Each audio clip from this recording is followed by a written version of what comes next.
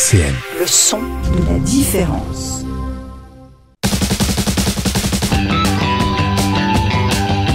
Biodiversité sur RCN. Bonjour et bienvenue dans Biodiversité sur RCN. Aujourd'hui, nous accueillons Charles-Antoine Bovin de chez Vettétique. Bonjour Charles-Antoine, comment allez-vous ? Bonjour, ça va très bien. Super. Est-ce que vous pouvez vous présenter, s'il vous plaît ? Moi, je m'appelle donc Charles-Antoine Bovin et donc je suis coopérateur bénévole chez Vettétique. Voilà, enfin, c'est une activité à côté de mon activité professionnelle. Mais voilà, au sein de Vettétique, on va déjà promouvoir le commerce équitable. Donc, c'est plus travailler avec une certaine responsabilité sociale. Mais c'est vrai que dès que c'est possible, on essaye aussi de travailler sur la responsabilité environnementale avec des textiles qui vont être bio ou recyclés, etc., quoi. Et donc, quel est le concept du magasin et qu'est-ce que vous proposez ? Alors nous, c'est essentiellement du textile. Voilà, donc on n'est pas producteur, on est revendeur de produits textiles éthiques. On va à ce moment-là défendre deux types de commerce équitable. Il y a le commerce équitable nord-sud, où on va aller chercher des textiles produits dans les pays du Sud, mais dans les conditions du commerce équitable. Et puis il y a ce qu'on appelle aussi le commerce équitable nord-nord, là, qui vont être plutôt de revendre des produits qui ont été fabriqués en France dans des structures qui ont des projets avec une certaine éthique. Voilà. Et comment le magasin il s'est créé ? Alors en fait, c'était à la base d'une association qui s'appelait Un Autre Sport. Ça avait été créé par Pascal Didier, qui est actuellement toujours président de Vettétique. Et lui, il voulait vraiment, comme il était sportif et engagé syndical, il s'est dit j'aimerais bien que les gens qui ont travaillé sur le matériel sportif soient considérés.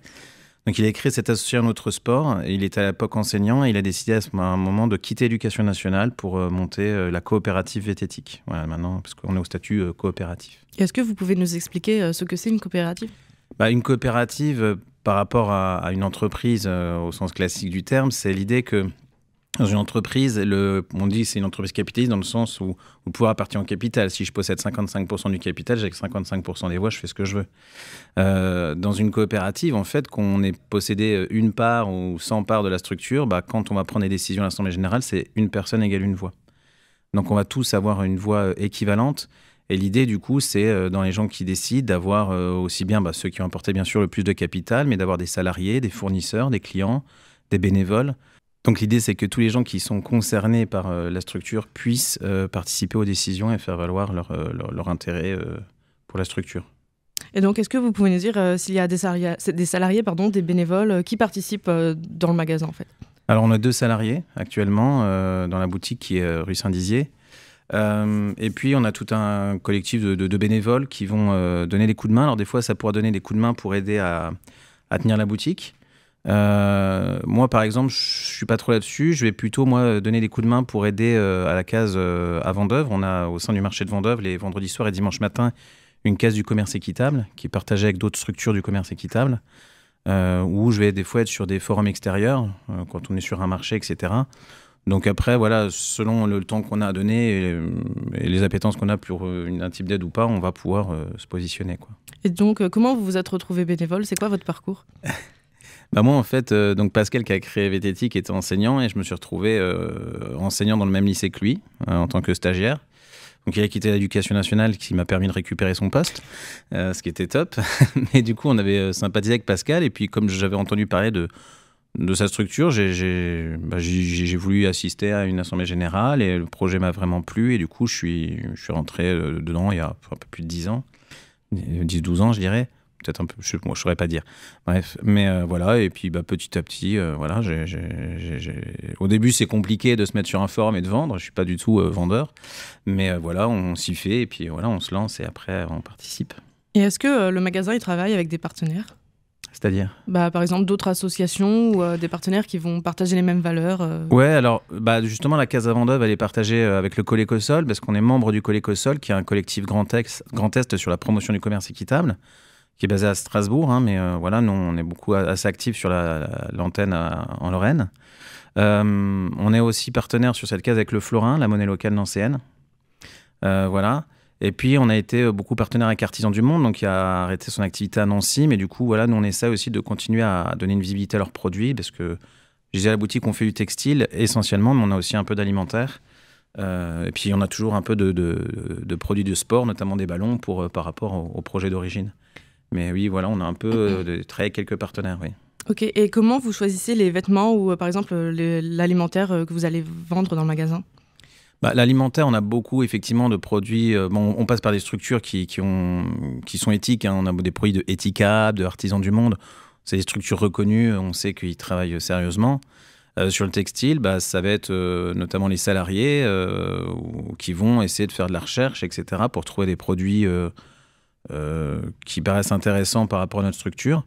Et puis, comme je pense que la structure a quand même une petite notoriété, il y a des fois, c'est des professionnels qui nous contactent directement pour voir si on veut être vendeur de leurs produits. Puis nous, on voit à ce moment-là si ça correspond à notre projet, quoi. Et comment vous voyez justement comment ça correspond? Comment vous sélectionnez? Déjà, sur le textile, il va falloir s'assurer, même si ça ne garantit pas tout, mais qu'il y ait au moins des labels qui soient présents sur les textiles. Nous, on essaye d'avoir beaucoup de vêtements avec le label Fairwear, qui est le label le plus exigeant sur l'équitable. Donc voilà, on va beaucoup travailler comme ça.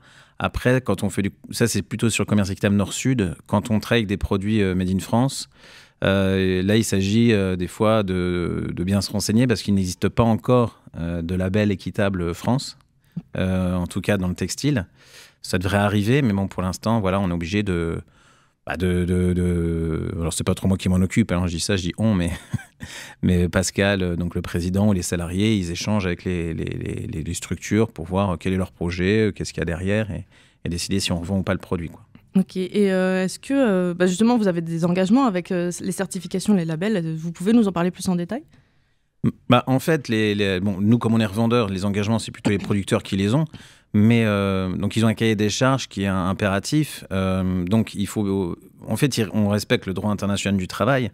Alors, souvent, les grands magasins, ils vont vous dire qu'ils le respectent, mais ils ne vont pas vérifier si les entreprises avec qui ils travaillent ne sous-traitent pas des entreprises qui ne respectent pas ce droit international du travail. Donc, nous, ça veut dire on s'assure que le producteur est bien rémunéré dans ces labels, dans ces chartes-là, que les salariés sont bien rémunérés, que les salariés ont le droit de se syndiquer. Très important dans le textile qu'il y ait une égalité de salaire entre les femmes et les hommes, puisque le textile, c'est une activité extrêmement féminisée. Et d'ailleurs, si on produit essentiellement au Bangladesh, c'est parce que dans ce pays-là, on tolère complètement que les femmes soient beaucoup moins payées que les hommes. Donc, ils y ont un avantage. Donc, pas trop de travail d'enfants. Ça, c'est surtout important sur les ballons qu'on revend, puisque là, sur le textile, c'est pas tant là où on voit beaucoup d'enfants, mais sur les ballons, par exemple, c'est énormément d'enfants qui produisent ces ballons. Après, pas de travail forcé, etc. Mais en fait, c'est le droit international du travail, mais on vérifie qu'il est vraiment respecté, quoi. Ok, voilà. Et comment vous vérifiez ça? C'est les labels qui sont en charge de vérifier, quand ils labellisent des gens, de faire des contrôles réguliers pour s'assurer que les gens le font. Alors c'est pour ça que je disais tout à l'heure, hein, c'est pas la panacée, dans la mesure où il se peut que des fois des structures qui essayent de jouer un peu sur le concept de l'équitable pour essayer de vendre, mais enfin, c'est pour ça que Fairwear, eux, ils sont assez exigeants et assez attentifs pour que vraiment ça soit des structures qui fassent réellement de l'équitable. Jusqu'à 12h30, biodiversité sur RCN, avec Clotilde Gougelin. Nous sommes toujours avec Charles-Antoine Boivin de chez Vet'Éthique. Charles-Antoine, est-ce que vous pouvez nous parler du commerce équitable Nord-Sud, comme vous l'avez mentionné tout à l'heure? Oui, alors commerce équitable, c'est vrai qu'on en parle, on connaît beaucoup sur l'alimentaire, notamment il y a eu beaucoup de produits qui sont un peu connus comme équitables, comme le chocolat. Donc comme je disais, on en revend aussi de ces produits-là. Ça a été vraiment l'idée de se dire que des fois, effectivement, on se bat pour les droits des travailleurs en France, mais on achète des produits qui n'ont pas forcément bien respecté les travailleurs. Et donc, il y a vraiment une idée d'avoir une certaine responsabilité sociale vis-à-vis de ces personnes-là qui travaillent pour qu'on puisse avoir accès à certains produits. Donc voilà, il y a eu souvent, ça a d'abord concerné des produits qui venaient des pays du Sud, hein, comme je disais, beaucoup dans l'alimentaire, le chocolat, le cacao, etc. Et petit à petit, ça s'est quand même étendu. Alors, c'est des fois moins connu sur le textile, hein, même s'il y en a quand même. Enfin, il y a un vrai secteur sur le textile équitable. Donc voilà, c'est pas nouveau le commerce équitable, c'est assez ancien. On s'aperçoit malheureusement, c'est pas toujours assez connu. Après, ça a une conséquence forcément, c'est que quand on cherche à bien rémunérer les gens, les produits sont un peu plus chers. Et donc l'objectif du commerce équitable, c'est pas de vendre le moins cher possible. Là-dessus, on sera jamais compétitif avec des gens qui ne respectent pas les droits sociaux. Nous, on cherche le prix le plus juste. Voilà, il s'agit de se dire, en dessous d'un certain prix, il y a forcément un problème, il y a quelqu'un qui a été exploité derrière. On essaie aussi de ne pas partir sur des prix trop élevés. D'ailleurs, nous, dans la structure, quand on a des fournisseurs qui nous font des prix, on les répercute dans nos prix de vente pour permettre à des gens d'accéder à ces produits-là le moins cher possible, tout en permettant à notre structure de vivre, quoi. Est-ce que vous vendez de la seconde main ? Non, là-dessus, on s'est dit, sur Nancy, il y en a qui en font. Alors, c'est déjà arrivé, je crois, sur des manifestations très spécifiques, qu'on fasse un petit peu de seconde main. Mais nous, non, on revend du produit neuf. C'est un choix. Enfin, voilà, c'est notre cœur d'activité. Après, on se dit que la seconde main, c'est top, mais si on consomme énormément de seconde main, ça a nécessité par effet rebond qu'on produise des produits de manière non éthique dans des quantités assez importantes. Donc, l'idée aussi, c'est de sensibiliser au fait qu'il faut peut-être moins consommer. C'est pour ça que dans la structure, on n'a pas qu'une activité de vente, on a aussi une activité de sensibilisation sur les modes de consommation. Donc, effectivement, nous, la seconde main, on n'en fait pas. Même limite, souvent, on essaie d'éviter les soldes. Parce que l'idée, c'est pas de justement dire aux gens, il faut toujours acheter moins cher, etc. À un moment, il faut payer les produits à leur vraie valeur, c'est-à-dire à la valeur de tout le travail qui a été engagé dans la réalisation du produit. Et est-ce que justement, vous avez dit que vous sensibilisez, est-ce que vous organisez des activités pour le faire ? Oui, notamment, alors c'est souvent en partenariat avec le Colécosol, on peut intervenir sur des établissements scolaires pour faire des sensibilisations. Là, il y a même au sein de la structure des personnes qui se forment. Là, on va... je ne sais pas si vous connaissez les fresques du climat, qui consistent à faire un grand travail collaboratif, une réflexion générale avec des personnes, notamment des lycéens, sur le climat. Et nous, là, il y en a qui vont se former à faire des fresques du commerce international pour vraiment être sur l'optique aussi équitable du commerce. Donc oui, on a parfois des interventions en milieu scolaire, ou par exemple, moi j'ai fait une intervention au Jardin botanique il y a quelques temps parce qu'ils avaient fait une exposition spéciale sur le chocolat. Et donc, pour des gens, c'était ouvert à tous, on a proposé de leur expliquer ce qu'on appelle le chocolat équitable. Voilà, pour faire découvrir des fois que les gens ne connaissent pas, quoi. Et donc, c'est quoi le chocolat équitable ? Effectivement, c'est déjà prendre conscience que le chocolat il est fait dans les pays du Sud. 2/3 de la production du chocolat mondial se répartit entre la Côte d'Ivoire et le Kenya, je crois. Et donc souvent, c'est fait des fois par des enfants, c'est pas toujours très bien rémunéré, c'est pas fait dans des conditions très sécurisées. Donc le chocolat ici équitable, ça va être de dire effectivement, on s'assure que les gens sont bien rémunérés. Après, nous, il y a un chocolat qu'on revend qui s'appelle Faire Afrique, qui essaye aussi d'aller un peu plus loin, parce que par exemple, dans le chocolat, le gros de la marge, ça se fait pas au niveau de la culture de la fève de cacao, ça se fait au niveau de la transformation. Et en général, la transformation se fait en Europe. Donc, c'est les Européens qui perçoivent les bénéfices. Donc, Faire Afrique, eux, ils ont construit une usine de transformation au Ghana. Et donc, toutes les ressources, le gros des marges reste dans le pays. Et c'est eux ça leur permet à eux de vivre de leur production et pas d'en récupérer une toute petite partie issue de la culture du cacao. Okay. Et le chocolat, on va dire que de base, c'est quand même un peu assez cher. Est-ce que celui-là, il est plus cher, mais du coup, il est peut-être meilleur, car on sait que derrière, il y a du bon travail? Alors, c'est vrai que je ne suis pas un gros consommateur de chocolat, donc au niveau des comparatifs de prix, je ne saurais pas trop vous dire. Non, mais on a des clients assez fidèles, notamment à la case de Vendeuvre, où il y a des gens, s'ils viennent que pour quasiment le chocolat. Donc, les retours qu'on a des clients, c'est qu'on a vraiment des chocolats qui sont de qualité, qui sont bons. Et puis, pas trop encore surpris des prix, quelque part. Je trouve que les gens, en tout cas, alors c'est peut-être qu'on a un public particulier qui vient, mais on a rarement de réflexion sur les prix. On en a eu plus, j'ai l'impression, par exemple, sur le café, dont le prix a très, très fortement augmenté, et donc dans l'équitable aussi, ces derniers temps. Mais j'ai l'impression qu'on a moins de retours sur le chocolat. Ok. Et est-ce que nous, en tant que consommateurs, il y a une façon de vérifier si nos vêtements ils sont faits de façon éthique ou pour l'alimentaire ? Oui, y a les labels. Comme je disais, Fairwear, c'est un des plus beaux labels en équitable. Après, c'est peut-être aussi, je vais défendre un peu, mais c'est de l'acheter auprès de structures qui sont vraiment intéressées à ces produits, qui ont envie de vendre ces produits-là parce qu'ils y croient. Pas des gens, quand on surfe sur le truc, parfois on n'est pas capable de parer les produits. Donc là, ça peut être intéressant aussi de savoir l'histoire de ces produits-là, etc. Parce que, par exemple, nous, on vend un jean, on doit être un des seuls revendeurs dans le coin, les jeans 1083, qui sont 100% made in France. Il n'y a que le coton qui vient de l'étranger. Et c'est vrai que même là, Pascal est déjà allé visiter les usines, il a déjà été beaucoup en contact avec les producteurs, donc ça permet un peu de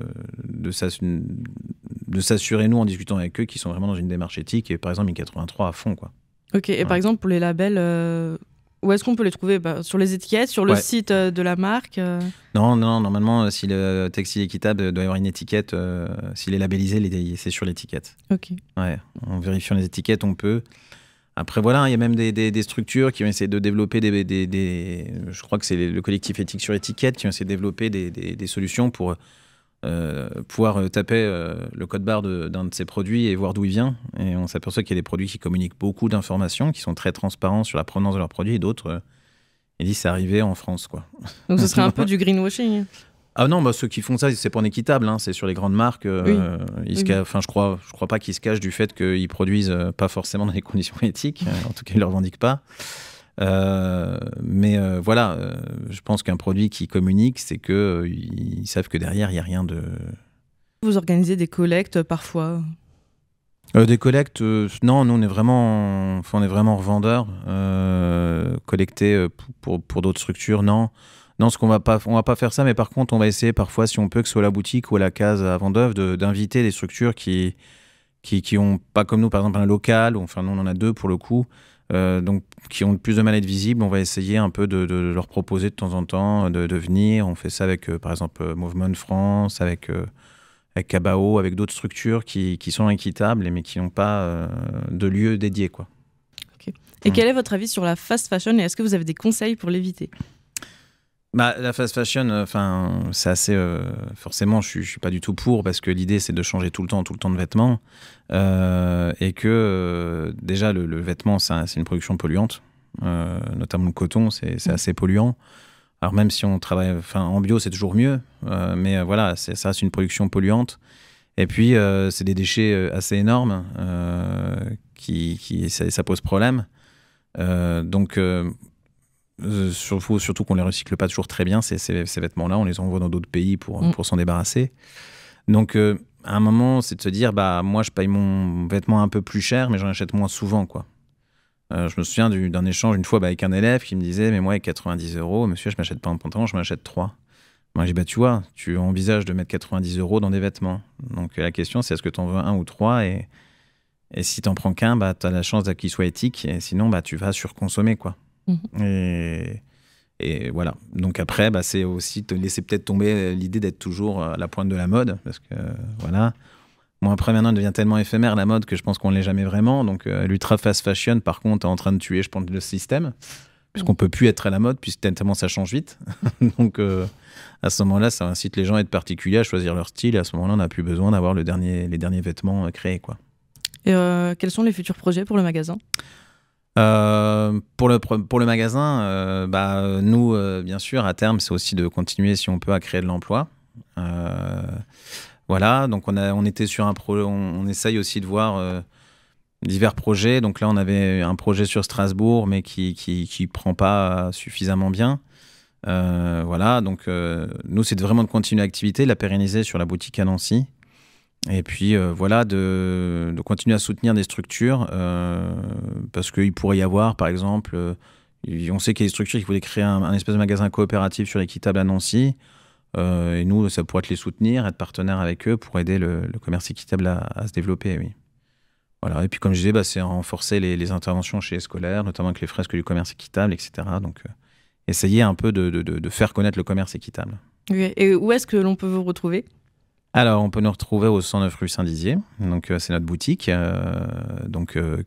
Voilà, faut pas hésiter à y aller. C'est vraiment une belle boutique. C'est ouvert tous les jours, du lundi au samedi.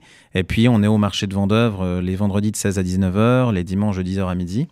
Donc là, on a des produits d'artisans du monde, des produits de vététique. On peut échanger ces euros contre des florins, la monnaie locale. Et voilà, c'est un peu les lieux où on peut nous retrouver. Et puis après, des fois, sur des manifestations, souvent, par exemple, on va être sûrement présent, je pense, à Relange Bio, qui est un gros salon du bio dans les Vosges. Donc on essaye, sur des salons, des forums, quand on estime qu'on a notre place, d'y participer. Ok. Et si vous aviez un conseil à donner aux auditeurs, ce serait quoi ? Moi, je dirais que c'est d'essayer de se mettre dans une dynamique où on essaie d'aller vers un peu des choses plus éthiques. Moi, je suis pas, par exemple, boycotteur. Je suis pas trop à dire faut pas acheter ci, faut pas acheter ça. Parce que j'ai l'impression qu'en faisant ça, je juge les gens qui le font. Moi, je dis c'est bien d'acheter éthique. Puis moi, je dis j'achète éthique. Et après, voilà, je juge pas les gens. Pour autant, je parle que de moi, ma consommation. Je parle pas de celle des autres. Et puis, c'est de se dire voilà, on fait nos petits efforts. Et puis, souvent. Ça permet d'avancer. Moi, la première fois que j'ai dû m'acheter un pantalon à 100 €, c'était pour moi psychologiquement impossible. Et puis maintenant, ça me paraît normal. Et puis j'en achète moins. Et puis voilà, ça fonctionne. Et je pense qu'il faut y aller par des petits pas, pas trop petits quand même, parce que les problèmes environnementaux, ils sont de plus en plus lourds, et les problèmes sociaux aussi. Mais voilà, par des petits pas, de se dire, j'essaye un peu, et puis voir le verre à moitié plein, tout ce que j'ai fait, c'est cool. Et puis en essayant d'aller toujours vers du mieux, quoi. Ok. Eh bien, merci Charles-Antoine d'être venu. Merci, chers auditeurs, de nous avoir écoutés. Et puis, on se retrouve bientôt pour une nouvelle émission de biodiversité. Et on va se quitter en écoutant What a Feeling de Irene Cara. RCN, www.rcn-radio.org